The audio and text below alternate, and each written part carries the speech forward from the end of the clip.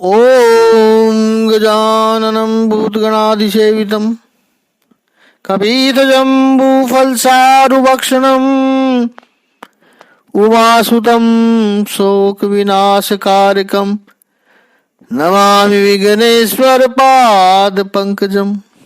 कृष्णाय वासुदेवाय हरिये परमात्मने प्रणतः क्लेशनाशाय गोविंदाय नमो नमः।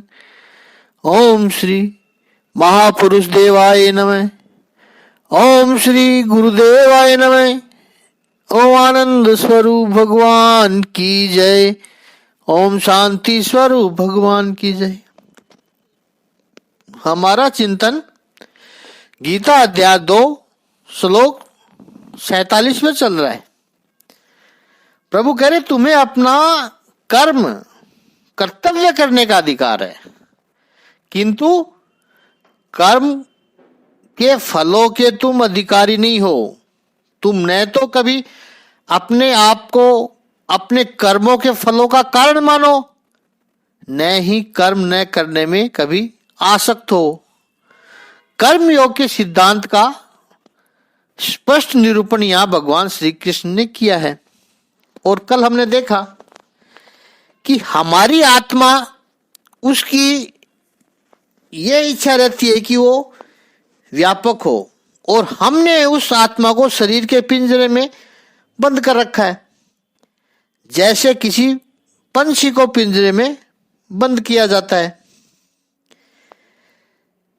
आत्मा का स्वभाव है विराटता का, यूनिवर्सलिटी का। संकुचितता आत्मा का स्वभाव नहीं है। हमने उस आत्मा को शरीर रूपी पिंजरे में रोक रखा है, और ऐसे रोक कर रखा है कि हमें उसकी याद तक नहीं आती है। तो हम चिंतन किसका करते हैं, किसके बारे में सोचते रहते दिन भर? उस पिंजरे के बारे में सोचते रहते हैं केवल। आत्मा का चिंतन नहीं करते। आत्मा की तो ध्यान ही नहीं है। और आदत हमें ऐसी हो गई है कि इसे क्या खिलाएं, क्या पिलाएं, उसी में हम अपने जीवन की सार्थकता को देखने लगे हैं। हमें ऐसा लगता है कि बस मेटीरियल प्लेजर, भौतिक सुख, इंद्रिया जो मांगती है, जो इच्छा करती है, शरीर की, इंद्रियों की, मन की डिमांड को पूरी करते रहो, और बुद्धि का सारा सामर्थ्य उसी में लगाते रहो। ये बहुत दर्दनाक त्रासदी है। ईसावासी उपनिषद के ऋषि ने कहा है कि कुछ क्षणों के लिए भोग को छोड़ करके त्याग का आनंद लेना तो सीखो। सुख को रोको मत, बांट कर तो देखो। जो भी कार्य करते हैं वो परोपकार के लिए करो, दूसरों के लिए करो। आप दूसरे को जानते हो नहीं जानते हो, उनको पहचानते हो नहीं पहचानते हो, उन दूसरों से आपको कोई लाभ होगा नहीं होगा, ये सब चीजें सेकेंडरी है। केवल करना है। उसमें जो आत्मा की प्रसन्नता आपको हुई, आत्मा को जो आनंद मिलता है, भगवान यही निष्काम कर्मयोग की बात करते हैं, यही समझाते हैं प्रभु। ये शरीर भगवान ने दिया है, वो इसलिए दिया है कि आप स्वधर्म का पालन कर सको, इसलिए ये अपॉर्चुनिटी दी है। नाशवान शरीर का प्रयोग स्वधर्म के पालन के लिए करना है। और यदि ऐसे संयोग उपस्थित हो जाए कि स्वधर्म का पालन करते करते शरीर का त्याग करना पड़े, तो उसमें भी रुकना नहीं है। ये कल हमने इस पर अच्छी तरह से चिंतन किया। अब दूसरी बात, आत्मा की अखंडता और व्यापकता का ध्यान रखते हुए स्वयं और पर का जो भेद है, मेरा तेरा, मैं और तू, ये भेद निकाल दो। अब ऐसा जो आचरण करेगा वो व्यक्ति अवश्य परम तत्व की उपलब्धि करेगा। केवल इस सिद्धांत को समझा देने से काम पूरा नहीं होता है कि शरीर नाशवान है, स्वधर्म का पालन करना चाहिए, अधर्म नहीं करना चाहिए, पर धर्म का आचरण भी नहीं करना चाहिए। ये सब सिद्धांत है, प्रिंसिपल है। सबसे बड़ा प्रश्न है कि इनको जीवन में कैसे लाएं, रोज की दिनचर्या में कैसे लाएं, आधुनिक जीवन शैली में इनको कैसे अपने जीवन का आधार बनाएं।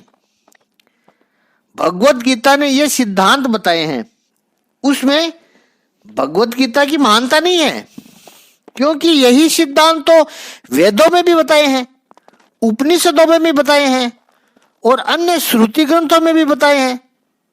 तो इनको दोबारा दोहराना, रिपीट करना भगवत गीता की महानता और सुंदरता नहीं है। भगवत गीता की महानता क्या है? भगवत गीता का सिग्निफिकेंट कैरेक्टर कौन सा है, विवेकपूर्ण कैरेक्टर कौन सा है? भगवत गीता की सार्थकता क्या है? वो यह है कि अभी तक जो उपनिषदों में व अन्य शास्त्रों में केवल ये सिद्धांत बताए गए थे, भगवत गीता ने इन सिद्धांतों को आचरण में कैसे लाना है, उन सार्वभौमिक सिद्धांतों का हमें कैसे फायदा मिले, यह भगवत गीता में बताया है। और वो भगवत गीता की महानता है। अस्तित्व के सिद्धांतों को आचरण में लाने का जो शास्त्र है उसे कहते हैं योग। इसलिए सांख्य एक शास्त्र है, एक सिद्धांत है, और योग है उन सिद्धांतों को जीवन में उतारना, आचरण करना, वो है योग। जैसे स्विमिंग शास्त्र है, तैरना शास्त्र है। अब स्विमिंग पर आप पुस्तक पढ़ते रहो और पानी में पैर भी ना रखो और कहो कि मैंने स्विमिंग पर डॉक्टरेट किया है, पीएचडी की है, इतनी सारी पुस्तकें मैंने पढ़ी है, ये प्रिंसिपल होता है। क्या ऐसा आदमी तैर सकता है? बहुत सारा उसने ज्ञान लिया है, डिस्कशन किया है, विचार विमर्श भी किया है, लेकिन वो खुद कभी पानी में गया ही नहीं, इसका कोई मतलब नहीं है।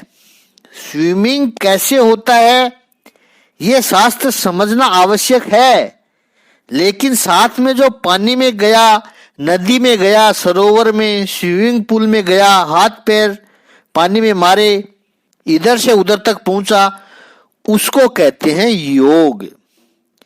केवल शास्त्र कोरे पड़ जाते हैं, केवल शास्त्र शुष्क हो जाते हैं, परंतु उनका लाभ हो, आनंद मिले, खुशी मिले, वो है योग। आचरण में लाना है, आनंद शांति प्राप्त करना है, वो है योग। जैसे संगीत का शास्त्र, पता है कौन सा राग होता है, कौन सा इंस्ट्रूमेंट होता है, इन सब का पूरा ज्ञान है, पूरी थ्योरी पता है। अब उससे कहें कोई राग गाकर सुना दो, नहीं वो तो नहीं आता, वो नहीं गा सकता, या गले में ऐसा माधुर्य ही नहीं है, तो वो व्यक्ति पंचम वेद जिसे संगीत में कहा जाता है या नाद ब्रह्म का आनंद नहीं ले सकता है। और दूसरा कोई व्यक्ति, संभव है उसको ये संगीत का शास्त्र नहीं पता है, क्या राग है, क्या सुर है, नहीं पता, उसको कुछ भी नहीं पता है, लेकिन उसकी इतनी मीठी आवाज है, अकेले में भी बैठे तो वो सुंदर कोई पंक्ति गुनगुनाए या कोई श्लोक गुनगुनाए तो उसको आनंद अधिक आता है। इसका अर्थ यह नहीं है कि शास्त्र मत पढ़ो, शास्त्र पढ़ो। शास्त्र और अभ्यास दोनों का समन्वय, यानी सांख्य और योग, इन दोनों का समन्वय हो, वही दूसरे अध्याय में भगवान श्री कृष्ण कहते हैं। तो अभी तक प्रभु ने सिद्धांत बताए, शरीर नाशवंत है, आत्मा अमर है, आत्मा व्यापक होना चाहिए, स्वधर्म का पालन करना चाहिए, ये सब सिद्धांत बताए हैं।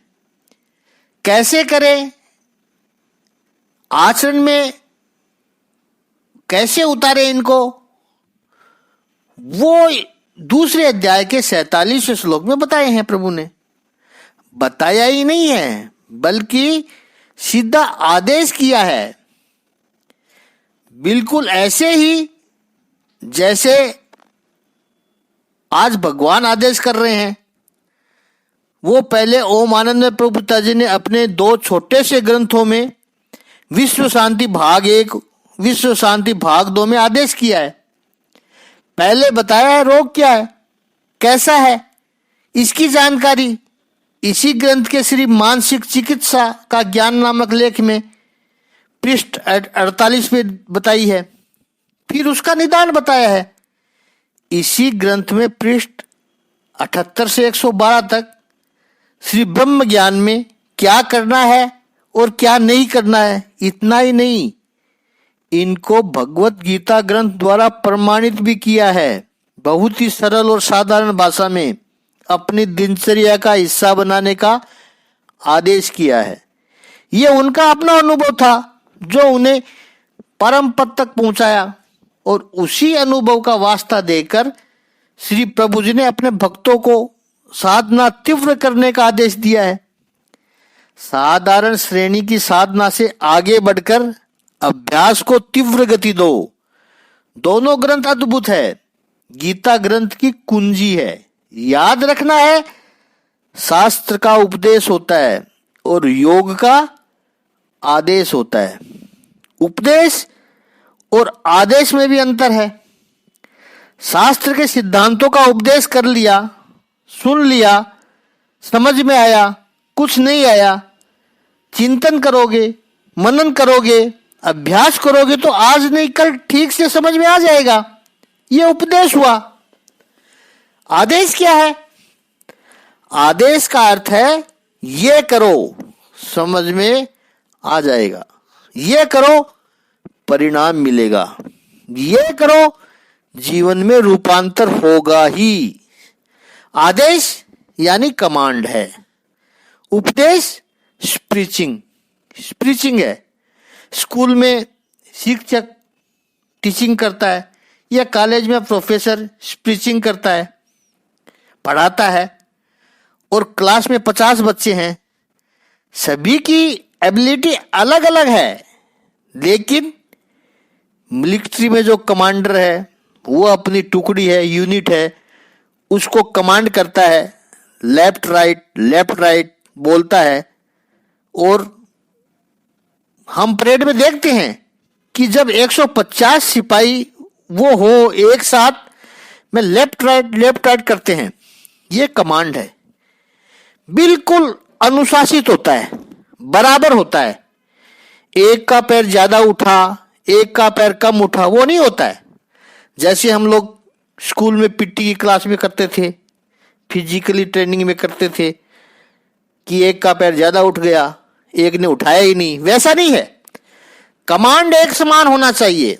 कहने का आशय, अभी तक भगवान स्पीचिंग कर रहे हैं, उपदेश कर रहे हैं, और ये जो कर्मयोग का शास्त्र है वो भगवान का आदेश है, कमांड है। तेरा कर्म करने में ही अधिकार है।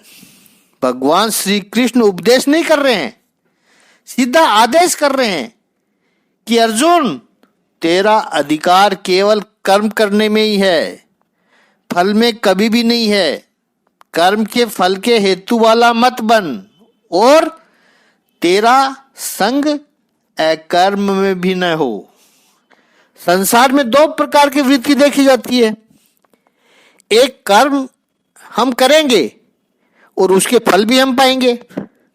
दूसरी वृत्ति है कि यदि फल हमें नहीं मिले, फल हमें नहीं मिलने वाला हो, तो हम क्यों करें। भगवत गीता इन दोनों से ऊपर उठकर तीसरी बात कहती है।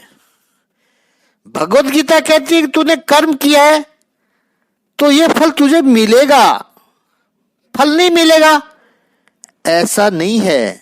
लेकिन तेरा सौंदर्य, तेरी महानता उसमें है कि तू फल को छोड़ दे। तीन गुणों के आधार पर यदि हम समझे तो कर्म भी मैं करूं और जो फल भी आएगा वो भी मुझे चाहिए, मैं खाऊंगा, ये रजोगुण है। फल यदि नहीं मिलने वाला है तो कर्म भी क्यों करे, तो ये है तमोगुण।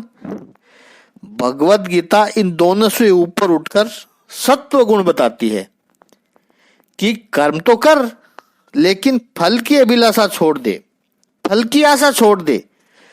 और जब फल की आशा छोड़ेंगे तो आग्रह रखती है भगवत गीता। ये तो अभी शुरुआत हो रही है कर्मयोग के सिद्धांत की। तीसरे, चौथे और पांचवें अध्याय में और आगे बढ़ेगी बात, हम इसके बहुत डिटेल में जाएंगे।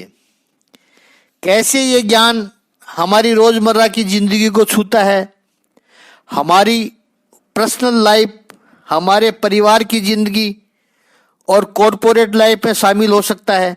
सोशल लाइफ में कैसे इसको हैंडल करें, हर पहलू पर हमारा ध्यान होगा, काफी आनंद आएगा। भगवान कहते हैं फल की अभिलाषा मत रखो, लेकिन कर्म तो श्रेष्ठ ही होना चाहिए। वो श्रेष्ठ होगा ही यदि फल की अभिलाषा नहीं रखोगे तो। कैसे होगा ये, उस और बात करेंगे। यहां पर प्रभु जो कहते हैं कि तेरा अधिकार कर्म में ही है, इसे भी थोड़ा शास्त्र की परिभाषा में समझे। अधिकार किसको कहते हैं?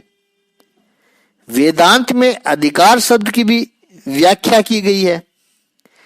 जहां पर तुम्हारा क्वालिफिकेशन हो, जो परिणाम प्राप्त करने की तुम्हारी योग्यता हो, उसे अधिकार कहते हैं। कुछ एक दृष्टांत से इस बात को और समझते हैं और स्पष्ट करते हैं। जैसे ब्राह्मण को, क्षत्रिय को यज्ञोपवीत का अधिकार है, जनेऊ का अधिकार है। अब कोई पूछे क्या है जनेऊ, वो तो 5 रुपए में बाजार में मिलती है हमारे पास 5 रुपए, हम बाजार से, दुकान से खरीद लाएंगे और खोल कर पहन लेंगे। हाँ, आप ऐसा कर सकते हैं, लेकिन क्या आपको यज्ञोपवीत का अधिकार है? ये तो पुरानी बात हो गई, ये तो शास्त्र का दृष्टांत है। अब प्रैक्टिकल बात करें कि डॉक्टर जो व्हाइट कोट पहनता है या एडवोकेट जो व्हाइट नेकटाई पहनते हैं, वो बाजार में मिलती है, या डॉक्टर का जो व्हाइट कोट आता है वो भी बाजार में मिलता है, खरीद कर ला सकते हो आप। एडवोकेट की नेकटाई या डॉक्टर का व्हाइट कोट आप खरीद कर ला सकते हो, पहन भी सकते हो। लेकिन क्या अधिकार है, डिग्री है आपके पास? नहीं, वो तो नहीं है। वो तो फैंसी ड्रेस बन गया फिर, जो बहुरूपिये पहनते हैं या नाटक में पार्ट करते हैं वो पहनते हैं। अधिकार है उनको? नहीं। अब तो वो कल्चर निकल गया, अच्छा है निकल गया, वरना गाड़ी पर लाल बत्ती लाइट लगाने का अधिकार किसको है? लाल बत्ती तो कोई भी लगा सकता है, और पहले लगाते भी थे। बाजार से खरीद लाओ, मैकेनिक लगा देगा। लाल लाइट लगाने मात्र से अधिकार नहीं मिलता है।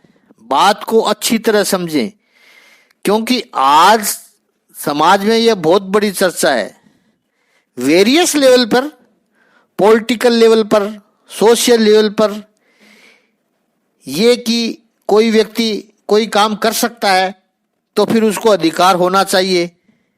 नहीं होना चाहिए, बिल्कुल नहीं होना चाहिए। शास्त्र कहता है केवल आप कुछ काम कर सकते हो, उतने मात्र से वो कार्य का आपको अधिकार नहीं मिलता है। भगवान शंकराचार्य जी ने ब्रह्म सूत्र का जो भाष्य लिखा, उसमें अद्भुत रूप से समझाया है। कोई व्यक्ति कोई काम कर सकता है, उतने मात्र से उसका अधिकार नहीं बनता है। क्या वो ऐसा करने के लिए क्वालिफाइड है, योग्य है, डिजिग्नेटेड है, वो नोमित है? ऐसा करने के लिए अब कोई आदमी बंदूक चला सकता है, उसने कहीं से बंदूक का जुगाड़ करके हासिल भी कर ली, निशाना भी कहता है बहुत अच्छा है मेरा, किसी व्यक्ति का सर उड़ा सकता हूं, शायद कर सकता हो, लेकिन क्या अधिकार है उसका? बंदूक ले आने से, चलाने से, निशाना साधने मात्र से उसको बंदूक चलाने का अधिकार नहीं मिल जाता है। लेकिन पुलिस या मिलिट्री का फौजी को अधिकार है। संभव है जब वो पुलिस में या मिलिट्री में भर्ती हुआ उस वक्त उसके पास बंदूक हो भी नहीं, चलाने भी नहीं आती हो, लेकिन जब उसने एक बार जिम्मेदारी स्वीकार की तो उसको बंदूक नहीं भी चलाना आता होगा तो उसको सिखाया जाएगा, ट्रेंड किया जाएगा, क्योंकि अब उसका अधिकार है। कोई कार्य करने को आना और अधिकार होना ये बिल्कुल दो अलग अलग बातें हैं। जैसे कोई पुरुष कहे कि मैं महिला से अच्छी अच्छी बातें कर सकता हूं, मुझे महिला की तारीफ करना बहुत अच्छा आता है, मैं उसके लिए बहुत अच्छा गाना भी गा सकता हूं, उसकी प्रशंसा बहुत अच्छी तरह कर सकता हूं, और किसी महिला को मैं खुश भी कर सकता हूं। वो कहता है ये मुझे बहुत अच्छी तरह से आता है, ये विज्ञान मैंने पढ़ रखा है, शास्त्र मैंने पढ़ रखा है, लेकिन ये प्रशंसा करना, मीठी बातें करना, अच्छा गीत सुनाना वो किसे करेगा? तू अपनी पत्नी के पास कर। वो कहेगा नहीं, मैं सबके साथ कर सकता हूं, मुझे आता है, मैंने ये सब सीख रखा है, मुझे ये सब करना आता है। तुझे आता भी होगा, लेकिन ये तेरा अधिकार नहीं है। इस बात को समझो, अधिकार शब्द को जानो। अधिकार यानी हक और योग्यता, empowerment, right and qualification. Sanskrit भाषा में अधिकार शब्द इन दोनों अर्थों में आता है, और यहां पर भगवान श्री कृष्ण जो कहना चाहते हैं वो योग्यता के अर्थ में है, क्वालिफिकेशन के अर्थ में है। अधिकार ते शब्द आया है यहां पर, महापुरुषों ने ते का अर्थ तेरा अधिकार, कर्म तो तुम्हें करना ही पड़ेगा, तेरा अधिकार कर्म में है, अर्थात कर्म तो तुम्हें ही करना पड़ेगा। आज लोगों की सोच एक दूसरे की आलोचना करने की हो गई है, उनका सुर निरंतर निंदात्मक आ रहा है। फैमिली लेवल पर भी ऐसा ही हो रहा है, एक दूसरे पर दोषारोपण करते रहते हैं, अपना दोष कोई मानने कोई तैयार नहीं है। माता पिता, बड़ा भाई, छोटा भाई, पति पत्नी, सब एक दूसरे पर दोषारोपण कर रहे हैं। व्यापार क्षेत्र में भी ऐसा ही हो रहा है। व्यापारी कहते हैं आते लेट हैं, जाते जल्दी है, इन सब की नज़र केवल घड़ी पर ही पड़ी रहती है। पूरे समाज में एक वातावरण ऐसा है, एक दूसरे की शिकायत करते रहते हैं। पेंडेमिक आया यानी कोरोना आया, क्यों आया? डाल दो एक के ऊपर इसका दोष। ग्लोबल वार्मिंग हो रही है, लोग पेड़ काट रहे हैं, पोल्यूशन बढ़ रहा है, और सारी परिस्थितियां यानी सब जगह पर जो चल रहा है वो लोगों को की एक प्रकार की कंप्लेन है, और अंतिम वाक्य होता है कि किसी को आगे आकर कुछ करना चाहिए।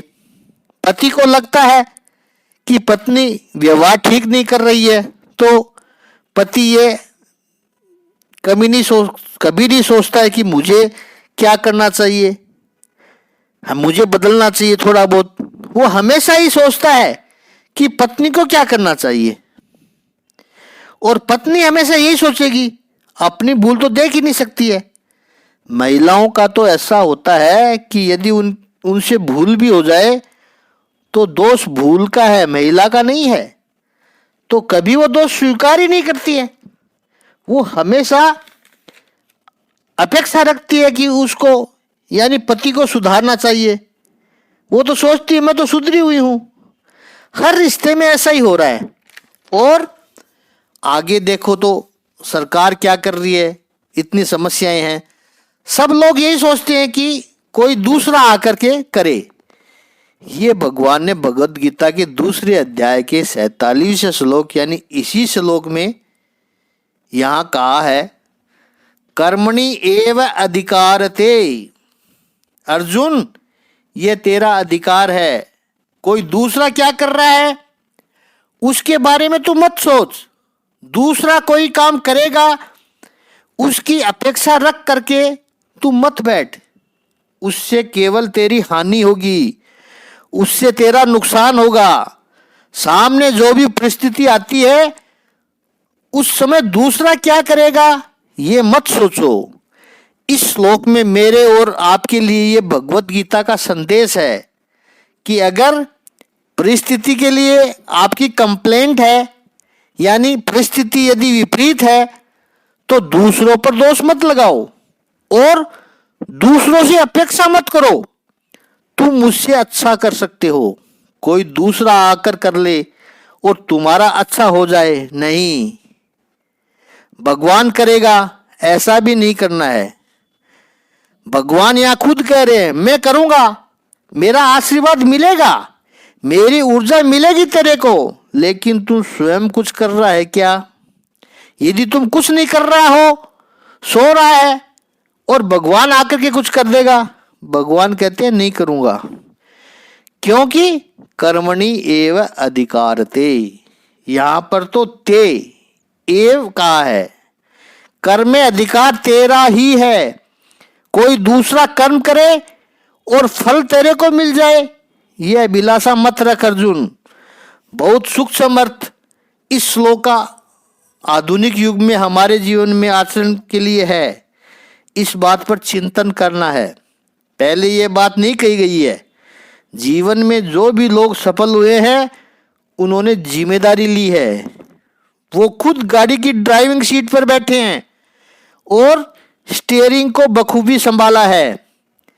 जो व्यक्ति दूसरे की अभिलाषा रखता है, कोई दूसरा आएगा और कुछ कर देगा, और हाँ, उस दूसरे में भगवान भी आ गया है, हम तो क्या करें, भगवान नहीं करेगा। भगवान कभी नहीं करेगा। भगवान कहते मैं नहीं करूंगा, तू कुछ कर रहा है क्या, तब तो मैं कुछ करूं। जीवन में जो लोग भी सफल हुए हैं, सुखी हुए हैं, उन्होंने ये जिम्मेदारी उठाई है, चार्ज लिया है, स्टीयरिंग व्हील पर वो खुद बैठे हैं, तब जाकर के कुछ प्राप्त हुआ है। ज्ञान थोड़ा बड़ा हो रहा है। आज इतना ही, बाकी कल चिंतन करेंगे, 1-2 दिन चलेगा ये 47वां श्लोक। ओम श्री सच्चिदानंद भगवान की जय। ओम श्री आनंद कंद भगवान की जय।